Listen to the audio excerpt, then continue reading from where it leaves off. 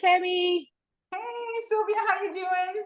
Great. And welcome everybody to another series. We're actually coming close to the end of this exact Super Spotlight series, which is kicking us off to the Niagara Falls Empower Kids Adventure, which is, I think, we're like less than 10 days away, and it's very, very exciting. Wow, it's coming up Well, soon, Sylvia, and we've got the film festival built into our Empowered Adventure, which is super exciting and a really amazing opportunity for both adults and children.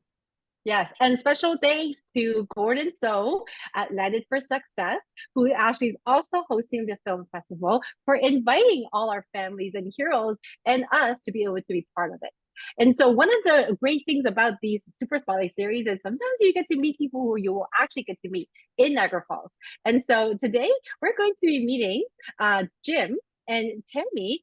You guys really kicked it off with lots of different topics in the area of school, education, and coaching, right? So this Oh, is it was gonna be like two fun. souls meeting, and all lit up when we saw each other, and just the talking and the connection and the vision is all in alignment. So I'm super excited to bring him on and welcome him into our Super Spotlight series.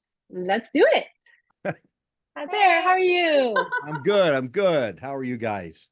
we're doing awesome. Welcome, Awesome. welcome. Well, thank you. Thank you.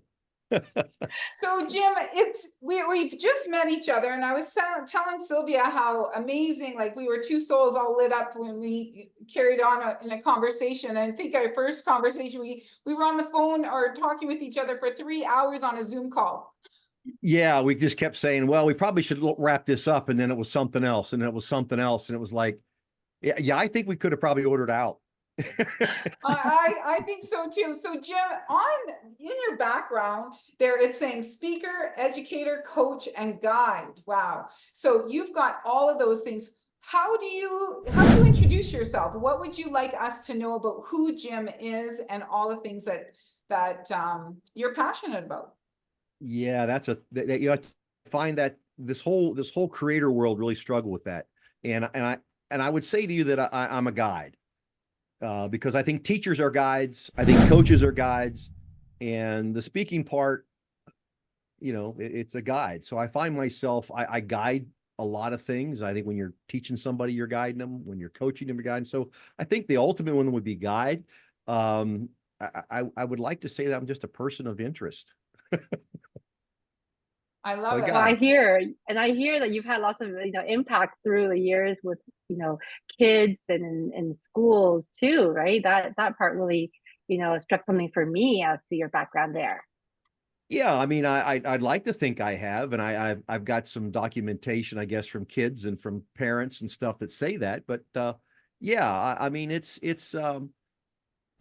been fun, and it's part of my story that I fell into education because I wanted to make a difference, because I didn't always do well in education.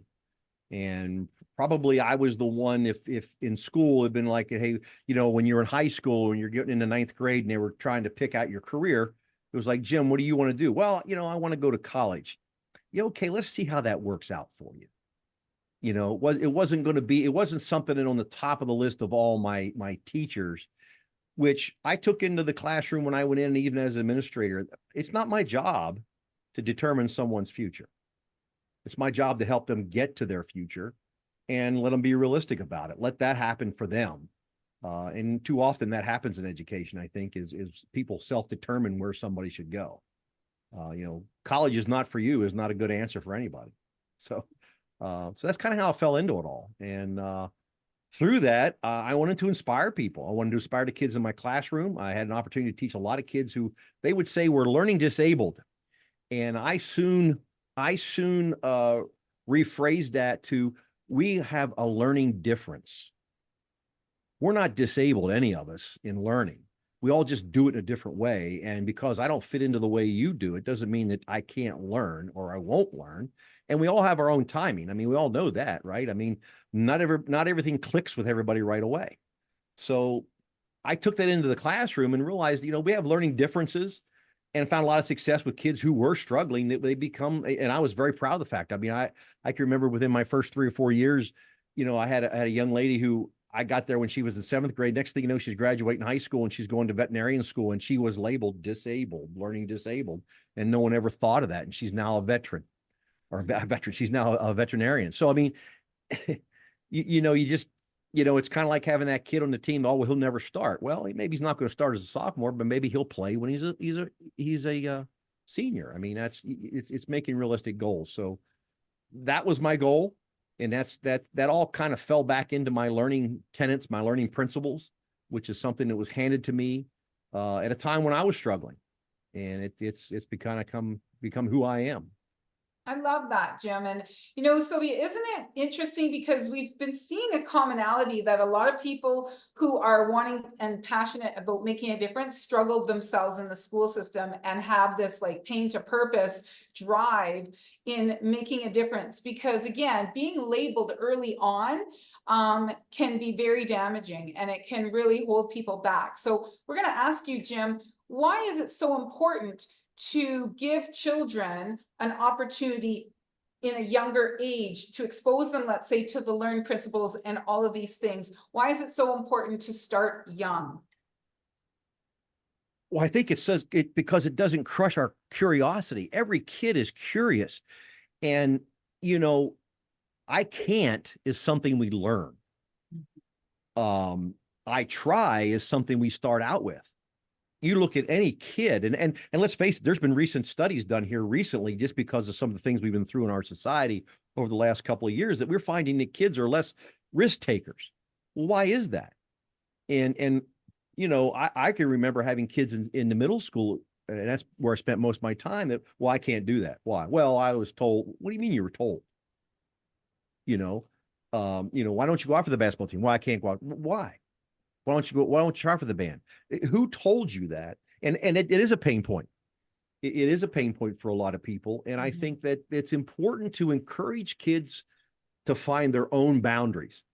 I often say, and I think it's true, and I always challenge people, and they really haven't, no one's changed my mind yet, but you're where you're at because of all the no's you've got.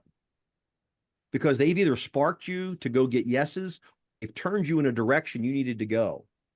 Because we all push those no's, and at some point we either accept we can't do something, but let us figure that out ourselves. Imagine what it would be like if you tried to learn to ride a bike and someone just told you, well, don't worry, you can't do it. Because we fall down a lot learning to ride a bike, and we got to find that balance. So yeah, I mean, I think at a young age, we have to encourage kids. I have a granddaughter, 4 years old, and it's fantastic because she'll say to me, hey, Pappy, can we do this? I don't know. Can we? Let's try it. You know what I mean? Language, right? Yeah, let's find out. Let's find out. Well, that didn't work, or that did work. And here I find a 4-year-old who, honest to goodness, I have a wonderful picture, and I think I might have put it out on Facebook, but I have a wonderful picture of her. It was raining one day, and she's wanting to go ride her scooter. I said, it's raining. We can't ride our scooter. And she said, well, why can't we use the umbrella? I said, well, you got to hold the scooter, and the umbrella is not going to work. Her comment to me, 4 years old, can't you put the umbrella on the scooter somehow? And we end up taping the handle of the umbrella to the scooter. And I got pictures of her out riding around the driveway on her scooter with this umbrella over top her head. I love that. She had a growth mindset. You had a fixed mindset. Yeah, because I was like, oh, we can't do that. Again, isn't that sad? Because why not? Right.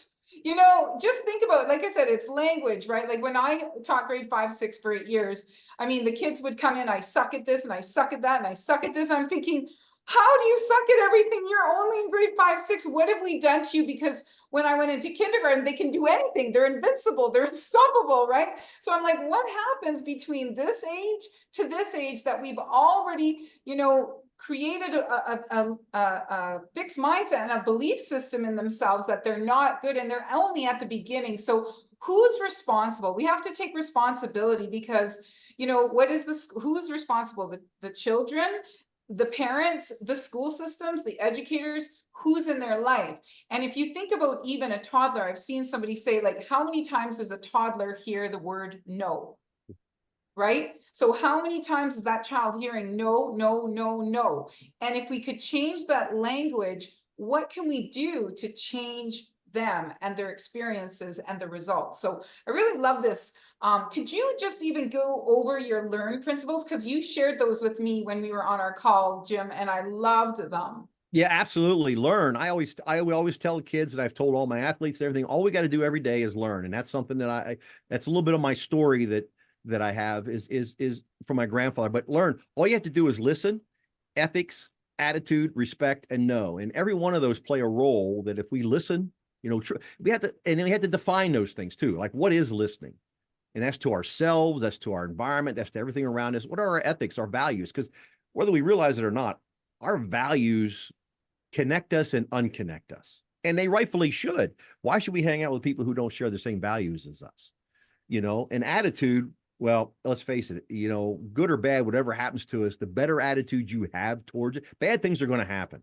How we handle it, and maybe we can have our moment of pouting, as I tell my granddaughter, you can pout. Now, what are we going to do? You can feel sorry for yourself. And then respect, we have to learn about people, and we have to treat people the way they want to be treated. Because not everybody likes the way I treat I want to be treated. They might, Tammy wants to be treated different. Sonia wants to be treated. Everybody wants to be treated differently.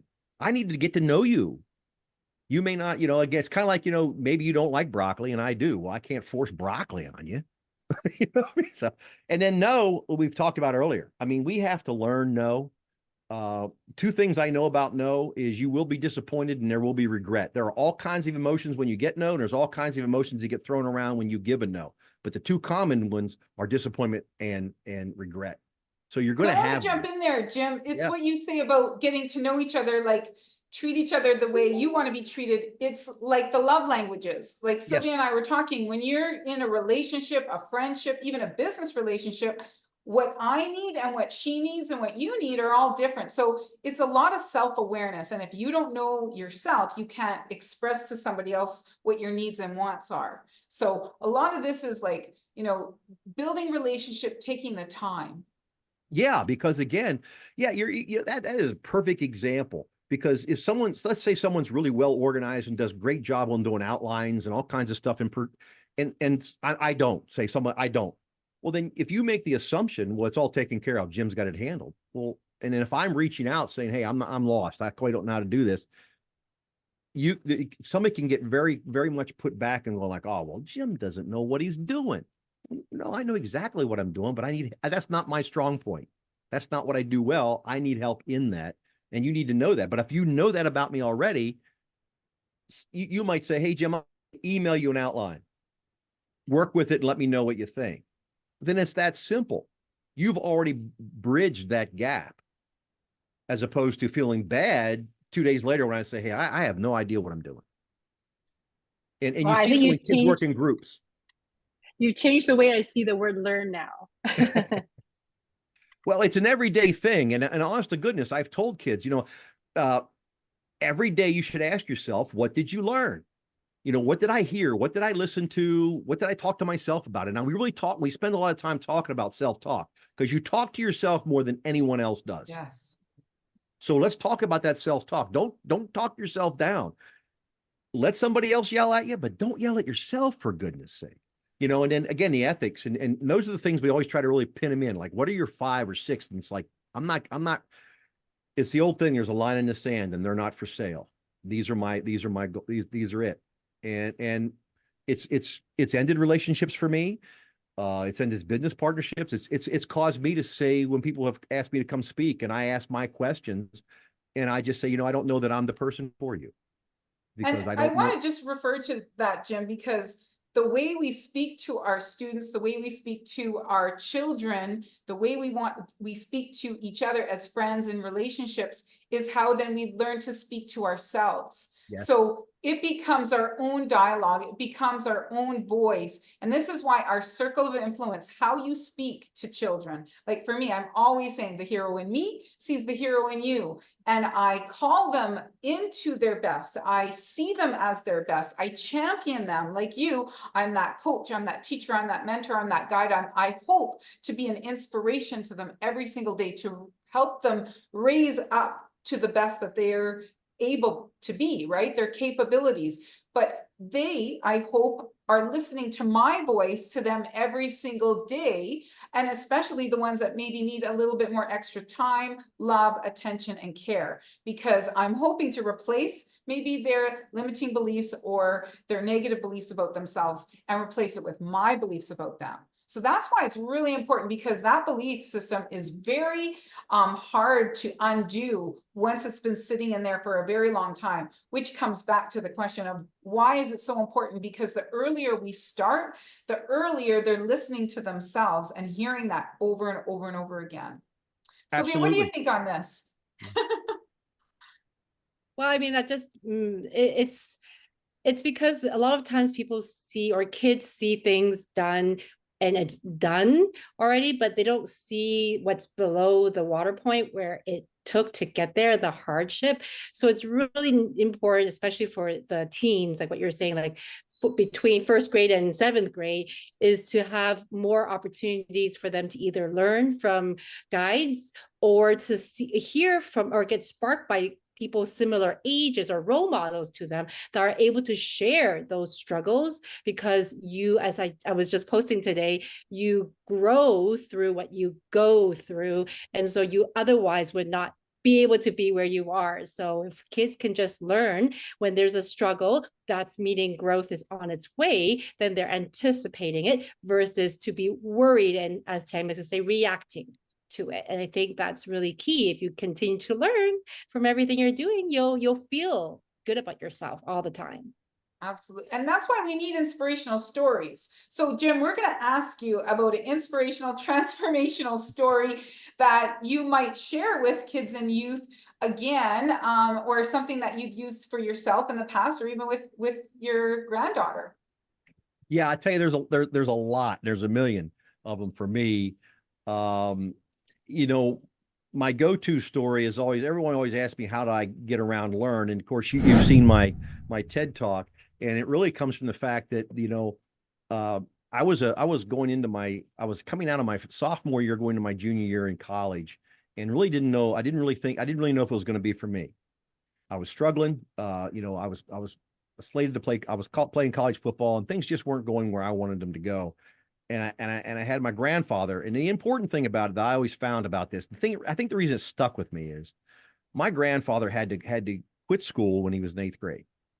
Okay, because he came up during the Depression, and he lived through the Depression. He served his country, and he only had an 8th grade education, but yet he went on to become an engineer. So, you know, you think about that. And by the time that I knew him, he was actually building an ultralight airplane. I mean, he was just phenomenal in the fact that he reconditioned steam engines and did all these things. So he had this wonderful workshop. And I had nothing to do. And I said, Pap, I just, you know, I got nothing to do. I'm going to hang out with you. And in that week's time, my grandfather, day to day, gave me learn. And at the end of the week, he told me, Jim, if you just learn every day, you're going to be fine in life. But he added 2 other questions to that. Every morning, he said, when your feet hit the ground, ask yourself why you're here. What's your purpose for that day? You got to know that, or you can't accomplish it. You know, and then what's going to be your legacy? So at the end of the day, he said to me, your legacy is not built at the end of your life. It's built as you move your life. So your legacy is built every day. So what's your legacy at the end of the day? And it needs to match of why you were here. And then, of course, the last question, he says, just sit down every day and ask yourself what you learn. He goes, I learn something every day, and I'm an old man. And then he told me the story, and most of you probably have heard all this story, but he told me a story about the determined mule. And it's about the farmer who had an old mule, and he had a well off in one part of his field. And the mule, he heard this screaming and hollering and all this stuff. And he went over, and the mule had fallen into the old well. And he looked down, and a storm was coming, and he looked down at the mule, and the mule's kind of laying there, and he's like, I'll see what condition you're in tomorrow. I don't really have the ability to get you out now. He leaves. He comes back. He doesn't hear any noise. He looks down. He shines a light on the mule. The mule's just laying there. So he came to the determination that it was time to fill the well in, and just kind of, unfortunately, he was going to have to bury his mule. So he starts going over and dumping dirt in there and he's hearing nothing. And all of a sudden on his one of his trips back, he sees these two little ears sticking up on the very edge. And he's like, what's going on? And he looks over and there stands the mule. So he dumps the dirt and he sees the mule shake the dirt off, tramp on it, and he's a little higher. And so he continues to fill it in. The mule keeps doing, and next thing you know, the mule up out of the hole. Great visual, by the way, right? Well, It's and like, my it reminds me of grandfather, the 1% rule. So Yep. where you just do a 1%, but if you know where your North Star is, you know where you're going, eventually you're going to get to the top.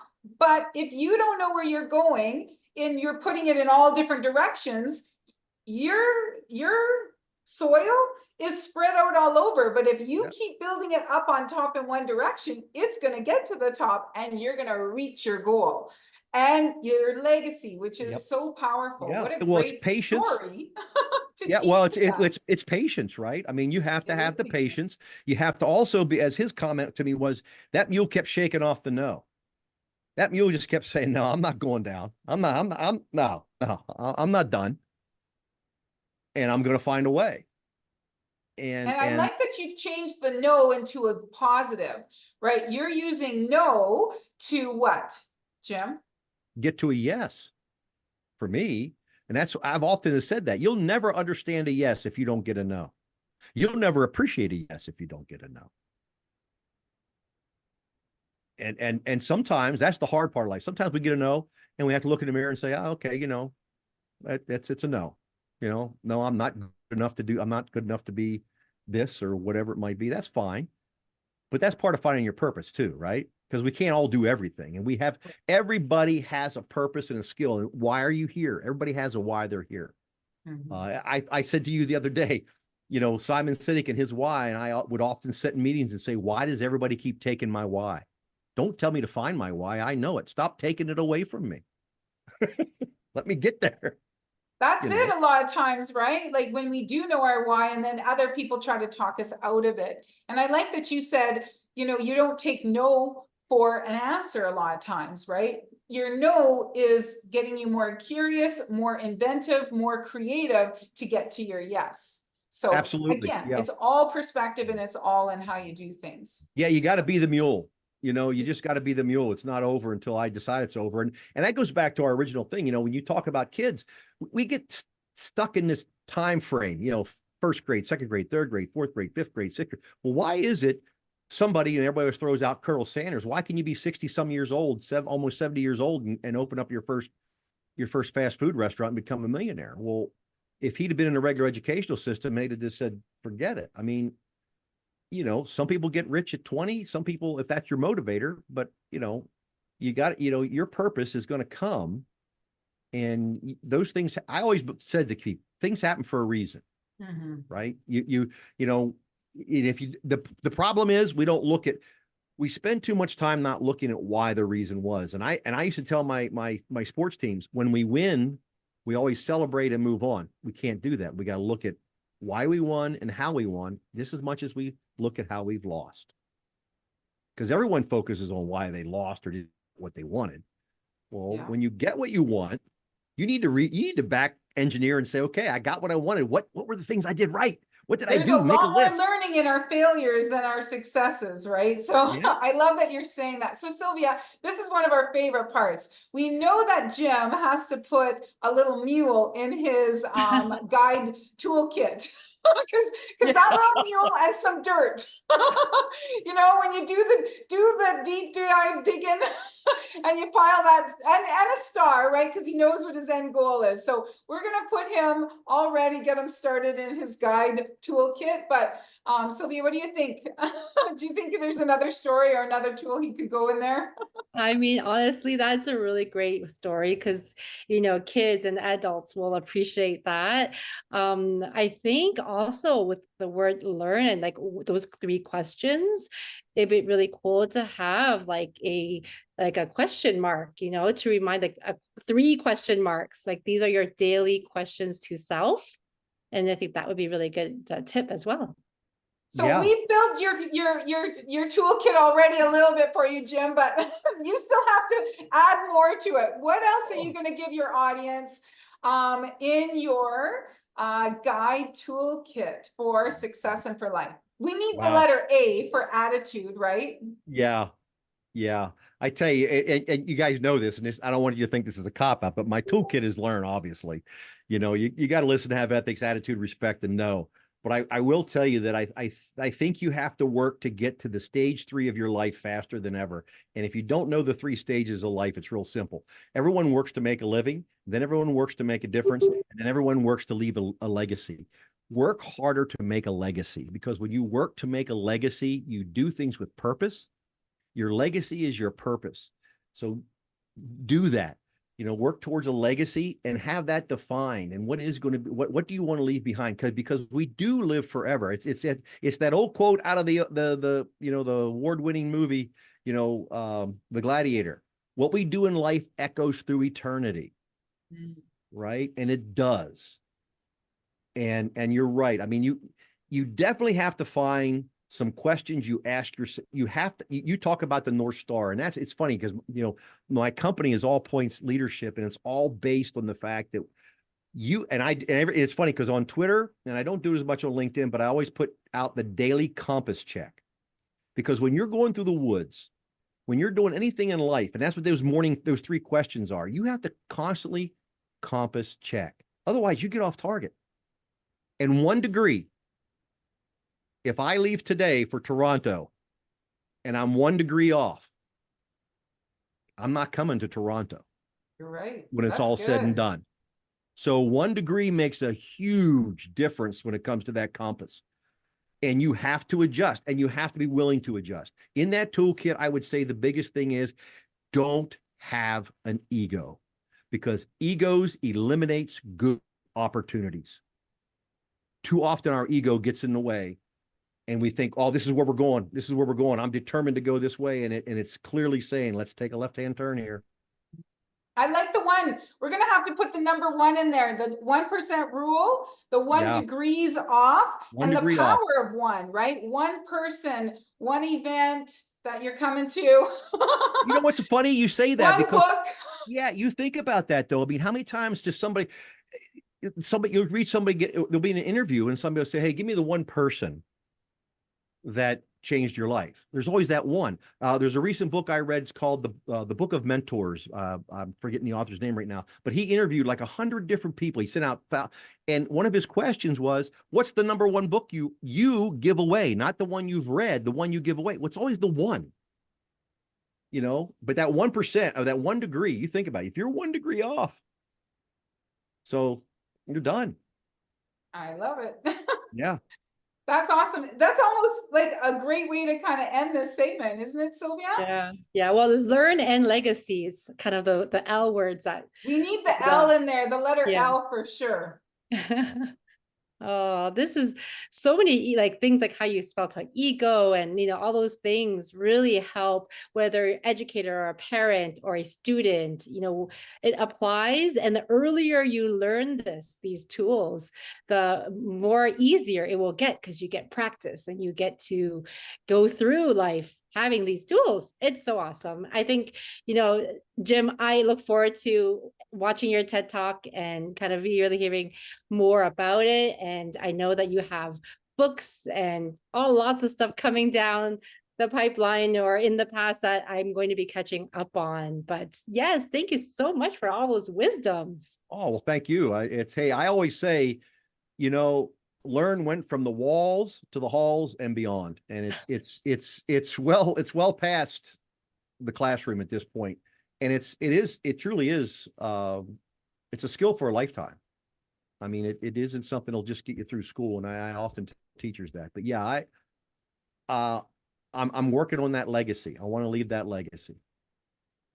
I wish I was in the Institute with you, Jim. I wish I was under the same roof with you, but we've got an extended roof. We have the life, right? Because life happens everywhere. So, you know, world is our school, right? So I love that I get to be in the school with you around life, learning, and legacy and leadership. So all your L's, he's a master at the L's. I think, you know, we're gonna have to make a little like L. yeah, you've got all the L's down pat. Okay, So that's good. we've learned a lot, haven't we, today, Sylvia? This has been amazing. Keep learning. Keep learning, Absolutely. right? Yeah. Yeah. Every day. Never too old. No. Well, we're excited. We're super excited to be able to talk more with you and keep on learning. Also, too, just so our watchers, our audience knows that we are still sending out lots of referrals to people about what these stories can do for others. So share these stories and tag a friend and send us an email. Let us know how, how these are doing for you. And then you'll be also get entered into a giveaway. We're doing a whole empowerment book bundle. So we're super excited to be adding all the books from, different people to be able to gift it to one or two people. And the exciting thing is Jim's going to be at the Niagara Falls Empowered Adventure with us, teaching us all about the letter A and attitude. Yeah, I got to change my letter from L to A now. Right. Well, we've got the letter A in learn, so and it's right in the middle. It's in the middle of the learn. It's in the middle. That's right. And it's pointing, right? It's pointing, leadership pointing to the altitude. So I love it. What an amazing day. I'm so grateful that you are in the field of education. You're a mentor, coach, speaker, author. We're going to be also in the book together series of Cracking the Rich Code. So super exciting with that as well. And we're going to be able to promote the book and your chapter and our chapter. So many exciting things about what's going to happen and in the months and years to come. Who knows? And I will say this right now. You talked about your prize and so forth. I've got a graphic novel coming out in July, if everything goes the way it is. So consider that coming your way to be part of that prize.